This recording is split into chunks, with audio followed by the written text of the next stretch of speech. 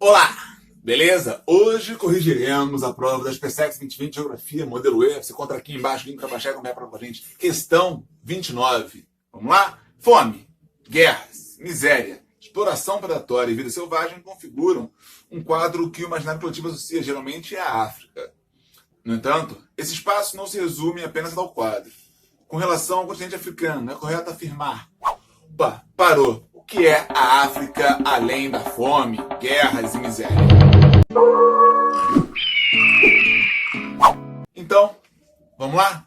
Na aula de hoje, nós vamos entender a África em três momentos: a África histórica, a África moderna e a África contemporânea. Então, primeiro momento é identificarmos o próprio nome da África, né?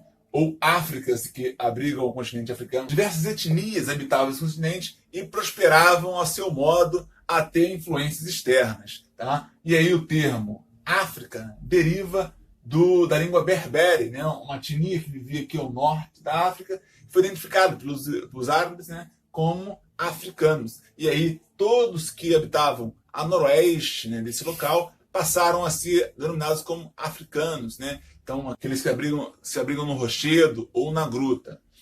Tá? A África, então, histórica, né? Ancestral, é o próprio berço da humanidade. Tá? Os principais fósseis aí encontrados do Homo sapiens, né, estão nesses locais. Então, foi passagem ou um local importante da história humana. Então, a ancestralidade, aí, os antigos, não só os vivos, mas os mortos também, da espécie humana, habitavam esse continente. Então, é o berço da humanidade.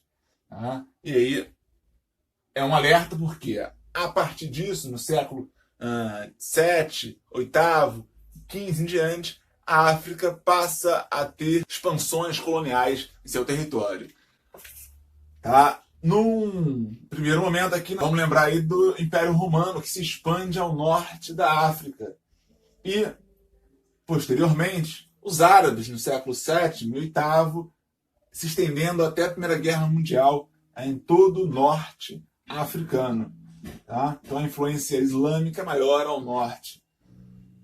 Nós temos uma divisão, uma barreira geográfica, natural, que é o deserto do Saara, que foi transposto em alguns momentos, mas que serviu aí de certo limite, tá, para uma integração entre o norte e o sul. E aí a gente começa a perceber duas Áfricas aqui. Tá? Uma África do norte, ou África setentrional, ou África branca, ou Magrebe mais Egito, né? Um acrônimo formado pelos países aqui ao norte. E aí aqui majoritariamente influência árabe, islâmica, tá? Divididas aqui pelo Saara e ao sul do Saara, região conhecida como África subsaariana, ou África negra, né? Ou África austral também, é uma região de diversas etnias que também se desenvolviam a seu modo até a chegada da colonização europeia no século XV.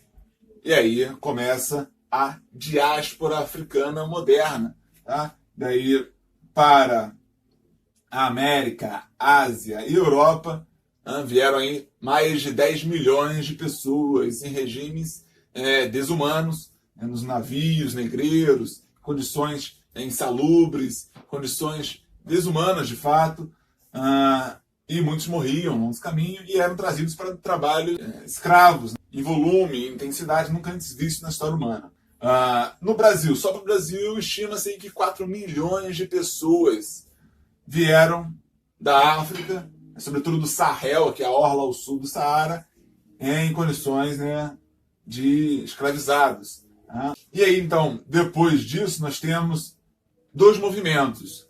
Um movimento da Europa de ratificar o seu domínio, o seu império, criando teorias racistas, né? O racismo científico aí para comprovar a sua superioridade e aí comprovar a sua colonização como boa para o mundo, tal. Não foi mais do que uma grande balela.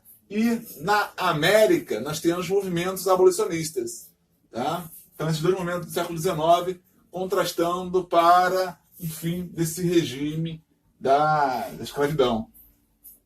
Somado a isso, vale destacar que a Revolução Industrial estava se propagando por outros locais, outros estados.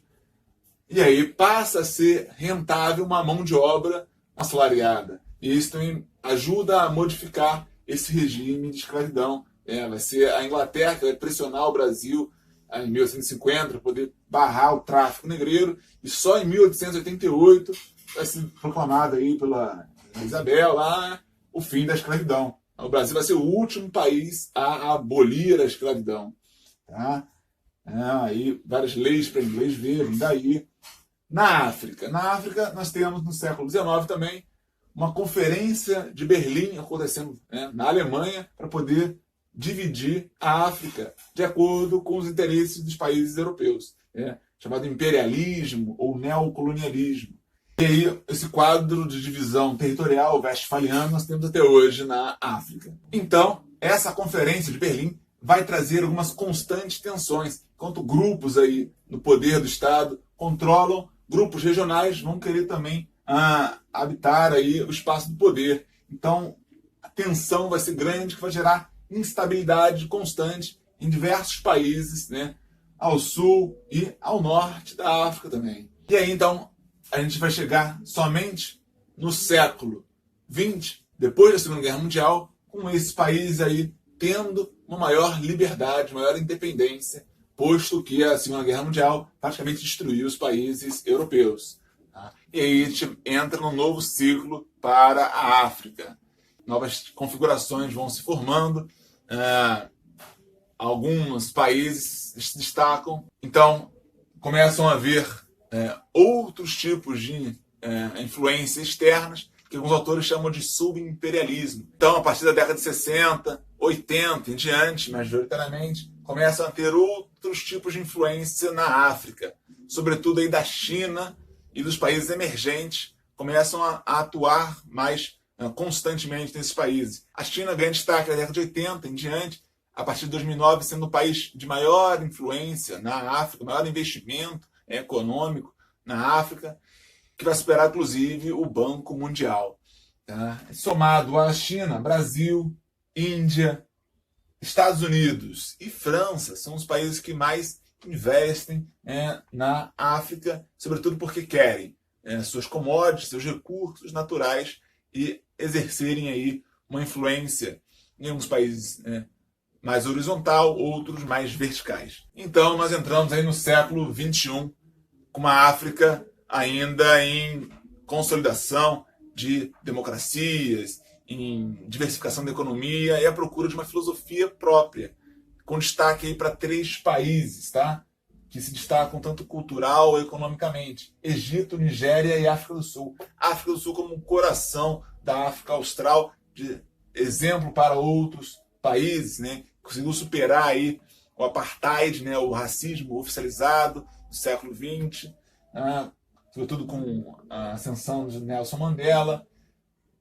Nigéria, com um grande contingente populacional da África Oeste aqui, que vai ter uma exploração petrolífera grande, um investimento no setor de telecomunicações, setores informacionais grande, com influência da China diretamente.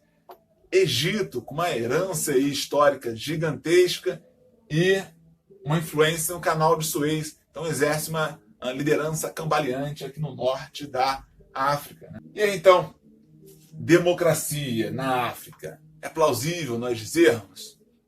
Nós sabemos que na África, aqui do norte, esses países passaram pela Primavera Árabe em 2011, 2013, aí, com movimentos sociais mediados pelas mídias sociais, Twitter, Facebook, SMS.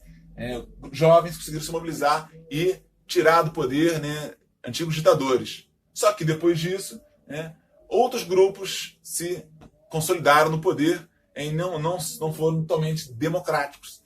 No Egito, por exemplo, há um retorno dos mesmos grupos de ditadores, fazendo leis até mais drásticas do que antes. Então começa a entrar num inverno árabe. Diversificar a economia é um dos gargalos dos países da África que precisam, de certo modo, gerar outras fontes de rendas e não depender tão somente de commodities, de exportações de mercadorias com influência de mercados externos, passando a depender somente de suas próprias economias, e aí gerarmos diversos dragões africanos, como pinta a China, diversas economias fortes, consolidadas, uma filosofia própria de intervenção no mundo moderno, no mundo contemporâneo. Como gerar uma Rwanda aí verdadeira que responda aos dilemas raciais, estruturais que passou o continente africano e que ofereça ao mundo uma outra globalização. É uma incógnita viável e fica aí para nós pensarmos. Coloque abaixo o seu comentário, nós vamos aí caminhando, descobrindo juntos. Alternativa número 1. Os últimos anos têm registrado um expresso incremento das trocas comerciais entre a África e a China. Esses países asiáticos interessam principalmente pelas commodities minerais e pelo suprimento energético. Correto, petróleo, os minérios, para abastecer a indústria chinesa, oriundos da África. Alternativa correta. 2.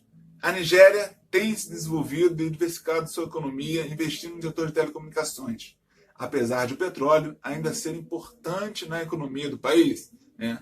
Correto, petróleo aí do delta do Níger, importante aí para a Nigéria, que tem aí começado a desenvolver o setor de telecomunicações com influências da China. 3. Melhorias na infraestrutura urbana e redução do déficit de moradias têm contribuído para o significativo aumento da população urbana no continente, que já ultrapassa a rural. Ainda não. Majoritariamente em todo o continente africano, 60% da população vive em espaços rurais. Há um movimento de êxodo rural para as áreas urbanas, causando mais transtornos urbanos, porque é um movimento acelerado, tal qual ocorreu na América Latina, mas ainda não, a população urbana não superou a rural. Então, alternativa falsa. 4. Alguns regimes ditatoriais foram derrubados devido aos protestos encadeados pela Primavera Árabe. Atualmente, governos mais representativos renovam as esperanças no fortalecimento da democracia. Em países como Líbia, Egito, Tunísia e Argélia, a Argélia até caminha bem, mas o Egito não. Grupos antigos do ditador Hosni Mubarak retornam ao poder e aí gera um tal do inverno árabe, que alguns autores têm chamado. Então, alternativa falsa, gabarito, letra. Alternativa 1 e 2 correta, gabarito, letra A. Espero ter ajudado você. Até a próxima. Valeu!